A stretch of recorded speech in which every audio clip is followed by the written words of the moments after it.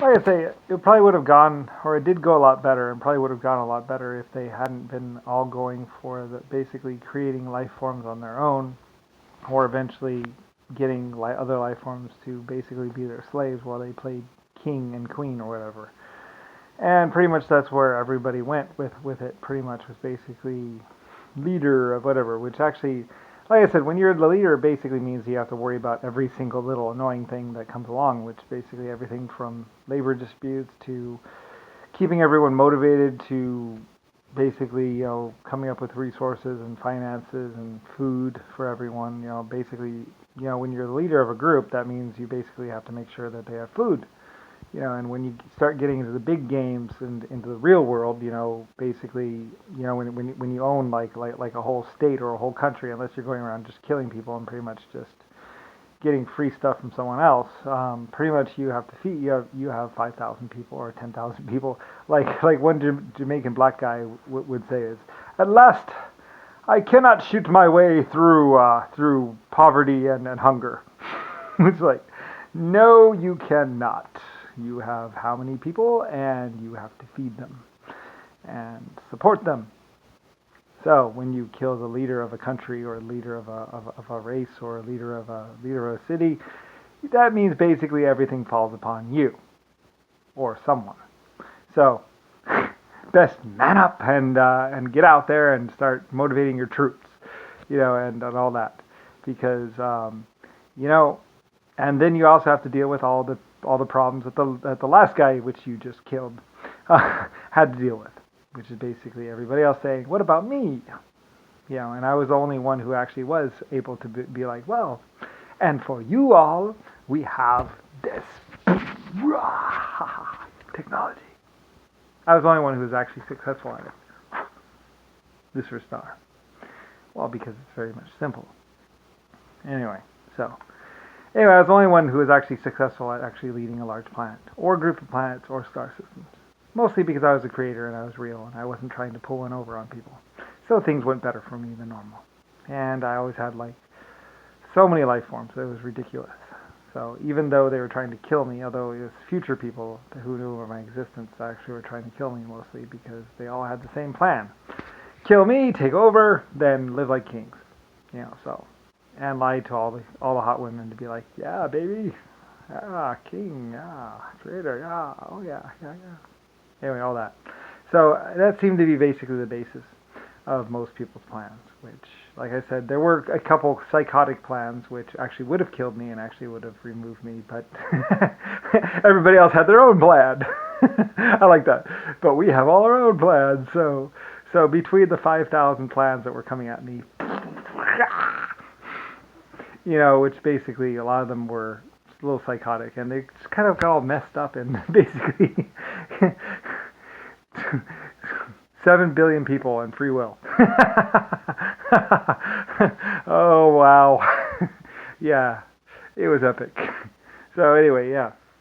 So anyway, I mean, everyone from Richard Nixon to JFK to Jimmy Carter and basically the SpaceX people and everybody else who was just basically trying the same old stuff, which actually led to my inexistence or non-existence or eventual killing, because eventually one or two of them would get that high that they would figure out who I was, or what I was, or where I was, which is here on Earth as a bride. So anyway, yeah, and the namer of America, and also leader of one small country. One small step for Brian, one giant leap for Lucifer Star. So anyway, yeah, me. So anyway, yeah. Anyway, yeah, I mean, it was kind of crazy having snipers try and kill me, and me going, "Oh, why is there a sniper trying to kill me?" when I'm like 9 years old or 8 years old.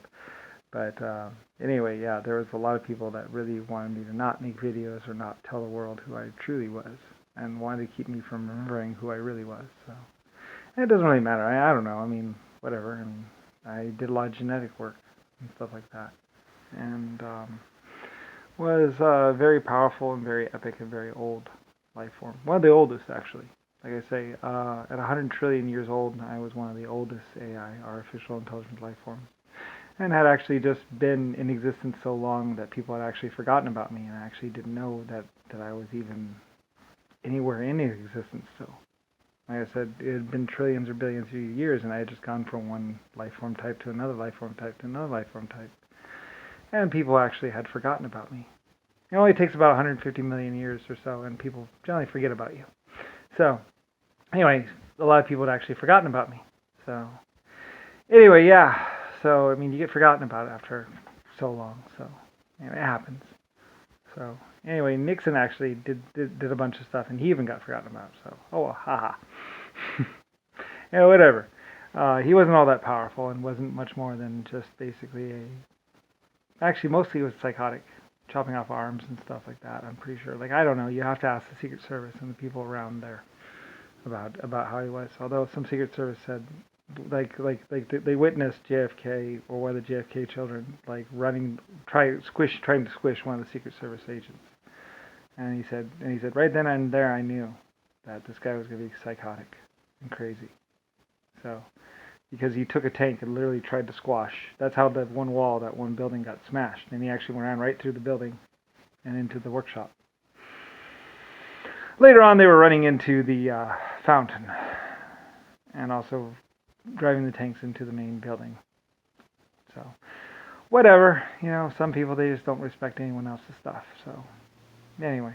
So, the Secret Service basically knew that those people were not anyone like me.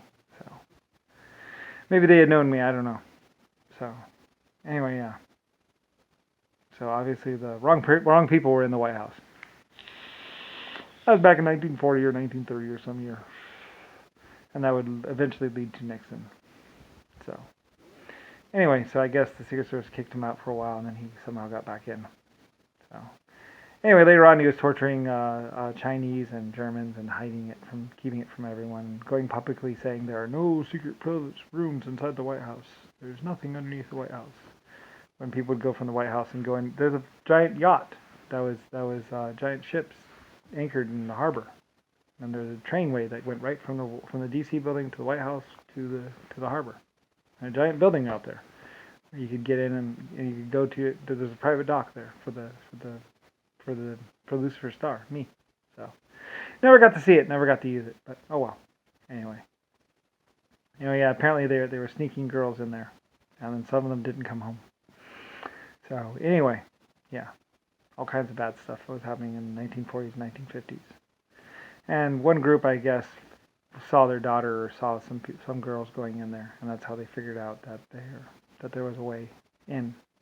So, but yeah, there's a giant mine shaft under there. Goes, and there's like three other offshoots, because there used to be a smelter off to one side, and there used to be some other stuff. I haven't been there in forever, so I don't really know, but there used to be a hill or something off in the background or something like that, and they used to go over there, and I used to remember the way it looked a long time ago. I think they took the hill out or something. I don't really know. It's been too long, so anyway. I knew when it was built, though. I mean, a long time ago. So anyway, yeah. It was part of one of my building projects. So anyway. And there used to be a lot of, they built trains out of that mine. So anyway, yeah.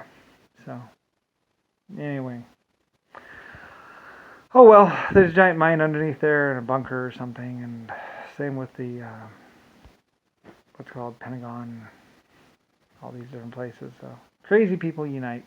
So anyway, and basically Nixon was just lying and trying to keep it all for himself, I guess. Eventually, he was trying to get cryogenic stasis or some stuff or something crazy like that. So anyway, there's bases all over the place of hidden places.